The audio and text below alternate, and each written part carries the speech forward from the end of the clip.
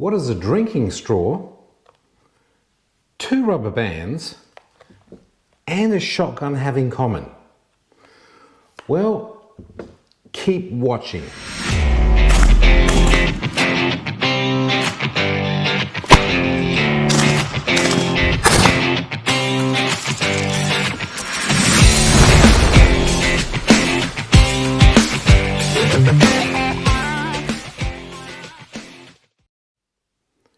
Welcome to the Shotgun Channel.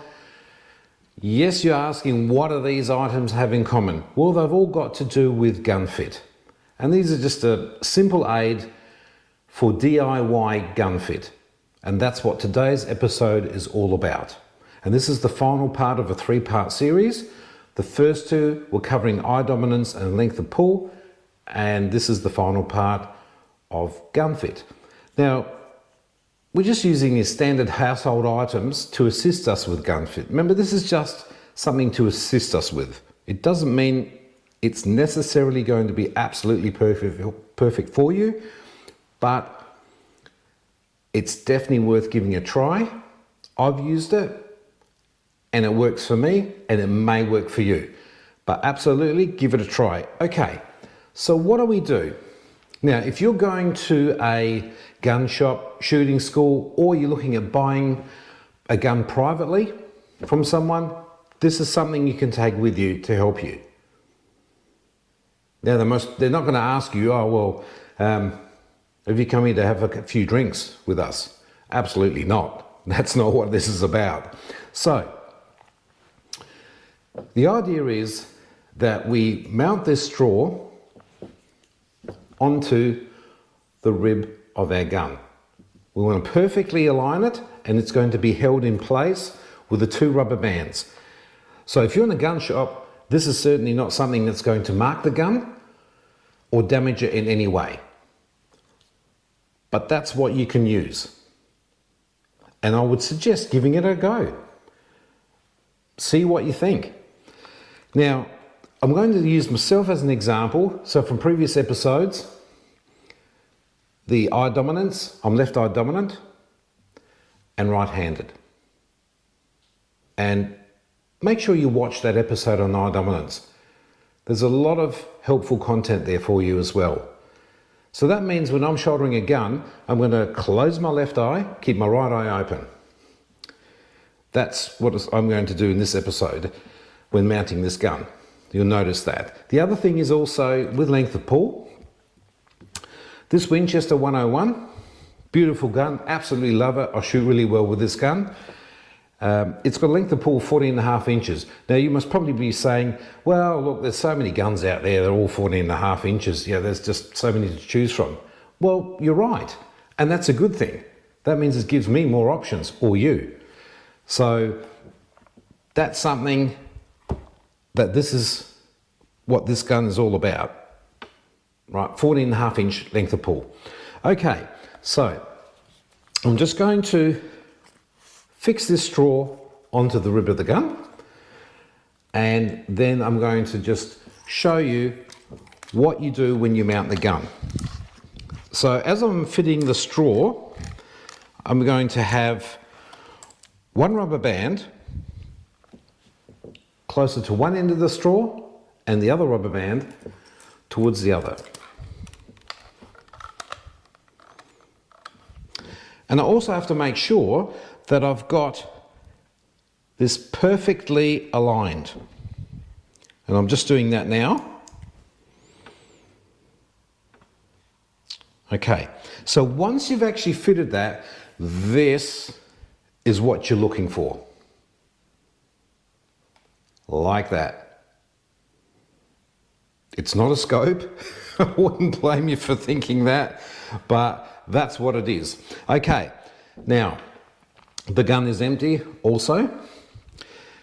When I mount this, I'm going to mount it exactly how I've said in previous episodes. Lifting my arm, create that pocket here in my shoulder where the recoil pad fits in nicely, and I'm going to mount the gun, bring it up under my cheekbone. I'm looking for 2 to 3 fingers from the start of the comb. approximately. These are not hard and fast rules. Everybody's different. And some of you may say, hey, look, I don't use that. I just work off the tip of my nose through to my knuckle. That's fine too. Absolutely. So I'm going to bring up the gun. And I'm looking straight down it. Now what I'm seeing is both beads in the center of the straw. That's what I'm seeing. Now I'm going to move around. There we go. That's how I'm holding it. Now, you want to see these beads in the center of the straw, but how are you going to see them? How do they have to be aligned? Okay, if your gun's got a center bead, in this case this one does, the center bead has to sit below the end bead, perfectly aligned vertically to form a figure 8. Okay, that's what you're looking for. So when you mount the gun, both these are in the center of the straw. They're not off to one side, outside the straw, one of the beads, or both on either side. They're in the middle of the straw. That's what you want to do. So you bring the gun up again, like so. That's what you're looking down at. I'd say my left eye. So, and you also want to make sure that your gun is not twisted off to one side, because like I'm twisting it now, I'm actually looking down the right hand side of the barrel, which is incorrect. Bring it back around. If you're doing this, I'm looking down the left hand side of the barrel, also incorrect. You want to see it vertically. Then that's correct, because otherwise you might be overreaching with your head like this. That's not right. Or you're just too far away like this, hardly touching it. You want to be sitting on there a little bit firmer, like so. Now once you've done that, you know that this gun is giving you a pretty good fit. Now ultimately, the only way you're going to find out is of course when you shoot the gun. But this is the first step of finding the right gun by having a correct gun fit. That's what you're looking for. So once you've done that, next thing is, if you can borrow the gun, have a shot with it. Use the same techniques. Just keep grabbing the gun, keep bringing it up. Take it down, bring it up. Consistently do this so that you're getting the same mount every time. That's what you want. When you take it for a shoot, do the same thing. If it's at a clay target club or so, launch the clay, have a shot using the same method. Now, having said that, even though these are aligned, everything, it doesn't mean that you're going to hit the target, because that's another part of it that comes next. Because if you go down to a club with the gun, before you take a shot, put on the pattern plate. Put on the pattern plate and see how the gun shoots. If the majority of the shot is 70% above the target with 30% below, or 60-40, or it might be 50-50, which is a flat shooting gun. But you need to know that before you actually call for a target and trying to shoot it. Because when I take these off and mount the gun again, like so, now you have a look and you ask yourself, well, how much of this ribbon am I seeing? In front of the bottom bead, how much of it?